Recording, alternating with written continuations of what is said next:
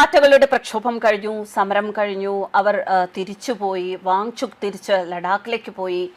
അതിൻ്റെ ആ ഒരു ഇഫക്റ്റ് ഇങ്ങനെ കുറഞ്ഞു വരുമ്പോഴും രാജ്യസ്നേഹികളായ പ്രധാനമന്ത്രി നരേന്ദ്രമോദിയെ ബഹുമാനിച്ചിരുന്ന, ആദരിച്ചിരുന്ന, അദ്ദേഹത്തിൻ്റെ ആ ഒരു ഭരണ മികവിൽ അഭിമാനിച്ചിരുന്ന ആർക്കും മറക്കാൻ കഴിയാത്ത ചില ഘടകങ്ങൾ അതിങ്ങനെ മനസ്സിൽ ദഹിക്കാതെ കിടക്കുന്നുണ്ട്. അത് രാജ്യസ്നേഹമുള്ളവർക്കും ഇതിനൊപ്പം നിന്ന, മോദിക്കൊപ്പം നിന്ന, അല്ലെങ്കിൽ ഇത്തരത്തിലൊരു മുട്ടുകുത്തൽ അവിടെ പാടില്ല എന്ന് ചിന്തിച്ചവർക്കെല്ലാം ഇപ്പോഴും അതൊരു വേദനയായി തന്നെ അവശേഷിക്കുകയാണ്.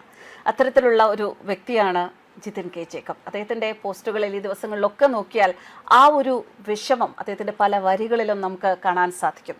ഏറ്റവും ഒടുവിൽ അദ്ദേഹം എഴുതിയൊരു പോസ്റ്റിലേക്കാണ് പോകുന്നത്. അദ്ദേഹം പറയുന്നു, ക്ഷമിക്കാൻ കഴിയില്ല. അവർ ലക്ഷ്യം വെച്ചതും ആക്രമിച്ചതും ഇന്ത്യ എന്ന രാജ്യത്തിൻ്റെ ജനാധിപത്യ സംവിധാനങ്ങളെ ആയിരുന്നു. അതൊരിക്കലും ക്ഷമിക്കാനാകില്ല. അവർ ബലാത്സംഗത്തിന് ആഹ്വാനം ചെയ്തത് ഇന്ത്യയുടെ പ്രധാനമന്ത്രിയുടെ അന്തരിച്ച അമ്മയെക്കുറിച്ചാണ്. അവിടെ നമുക്ക് ക്ഷമിക്കാനാകുമോ? അവിടെ നരേന്ദ്രമോദി എന്ന വ്യക്തി, അദ്ദേഹം തികച്ചും രണ്ടാമതാണ്. അവർ അവഹേളിക്കുകയും ലക്ഷ്യമിടുകയും ചെയ്തത് ഇന്ത്യൻ പ്രധാനമന്ത്രിയാണ് എന്നത് മറക്കാനും ക്ഷമിക്കാനും കഴിയില്ല. അവർ മുദ്രാവാക്യം വിളിച്ചത് ഇന്ത്യൻ ആർമിക്കെതിരാണ്. എന്തിനാണ് ഇന്ത്യൻ ആർമി ഇതിലേക്ക് വലിച്ചിഴച്ചത്? അവർ മുദ്രാവാക്യം വിളിച്ചത് ജയിലിൽ കിടക്കുന്ന തീവ്രവാദിയെ വിട്ടയക്കണമെന്നാവശ്യപ്പെട്ടാണ്. അവർ മുദ്രാവാക്യം വിളിച്ചത് ആർട്ടിക്കിൾ 370 റദ്ദാക്കിയത് പിൻവലിക്കണമെന്നാവശ്യപ്പെട്ടാണ്.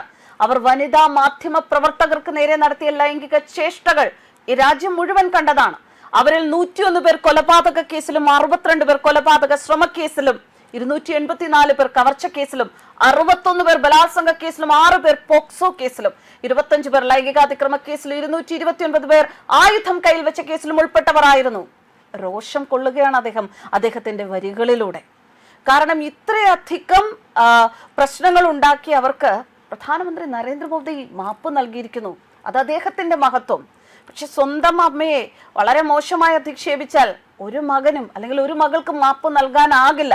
പ്രധാനമന്ത്രി നരേന്ദ്രമോദി മാപ്പ് തന്നു എങ്കിൽ അദ്ദേഹത്തിന്റെ സന്മനസ്സാണ് അത്. ഒരുപക്ഷെ വിവേകപൂർണമായ ഒരു പ്രവൃത്തി. പക്ഷേ അദ്ദേഹത്തിന് വേണ്ടി ഇവിടെയുള്ള ബാക്കിയുള്ള അദ്ദേഹത്തെ ഇഷ്ടപ്പെടുന്ന, അദ്ദേഹത്തെ ബഹുമാനിക്കുന്ന ജനങ്ങൾ, ജനാധിപത്യത്തെ ബഹുമാനിക്കുന്ന ജനങ്ങൾ, അവർ മാപ്പ് തരില്ല എന്ന് അടിവരയിട്ട് പറയുകയാണ് ജിതിൻ. 250ഓളം പോലീസ് ഉദ്യോഗസ്ഥരെയാണ് അവർ ആക്രമിച്ച് കൊലപ്പെടുത്താൻ ശ്രമിച്ചത്. ഇവർ വിദ്യാർത്ഥികളോ? കോടിക്കണക്കിന് രൂപയുടെ പൊതുമുതലാണ് ഇവർ നശിപ്പിച്ചത്.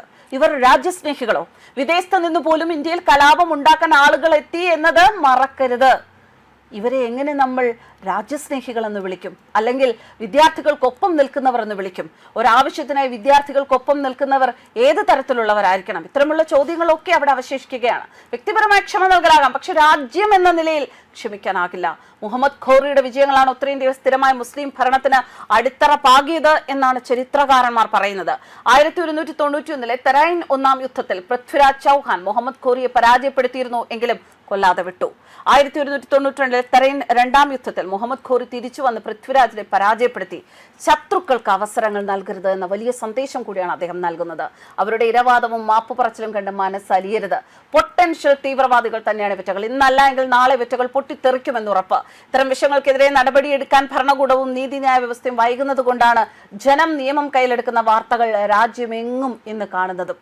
ഇവറ്റകളെ പൊതുനിരത്തിൽ തല്ലി ഓടിക്കുന്നതും സ്വന്തം അമ്മയെക്കുറിച്ച് പോലും ഇത്രയും മോശമായി പറയുന്നവരോട് ക്ഷമിച്ചത് നരേന്ദ്രമോദി എന്ന വ്യക്തിയാണ്. പക്ഷെ ഇന്ത്യക്കാർക്ക് അദ്ദേഹം ഇന്ത്യൻ പ്രധാനമന്ത്രിയാണ്. അതുകൊണ്ട് തന്നെ ഇന്ത്യയിലെ ജനങ്ങൾ ക്ഷമിക്കില്ല, മറക്കില്ല. മറക്കരുത്, ക്ഷമിക്കരുത് എന്ന സൂചനയാണ് ആ വാക്കുകളിൽ. അതിപ്പോൾ തെരുവിലാണെങ്കിലും കോടതിയിലാണെങ്കിലും അങ്ങനെ തന്നെ. ഇരവാദം ഇറക്കിയുള്ള മെഴുകൽ തുടരട്ടെ. പക്ഷേ ഒരൊറ്റ രാജ്യസ്നേഹി പോലും, ജനാധിപത്യത്തെ ബഹുമാനിക്കുന്നവർ പോലും അവരോട് ക്ഷമിക്കരുത്. കാരണം അവർ എപ്പോൾ വേണമെങ്കിലും വീണ്ടും പൊട്ടിപ്പുറപ്പെടാവുന്ന ഒരു വലിയ ബോംബിൻ്റെ ശൃംഖല തന്നെയാണ്. അതുകൊണ്ട് ഒരിക്കലും അവരോട് ക്ഷമിക്കരുത്, ജാഗ്രത എന്ന് തന്നെയാണ് അദ്ദേഹത്തിൻ്റെ ഈ പോസ്റ്റിലൂടെ വ്യക്തമാകുന്നത്. ന്യൂസ് ഡെസ്ക് കർമ്മ.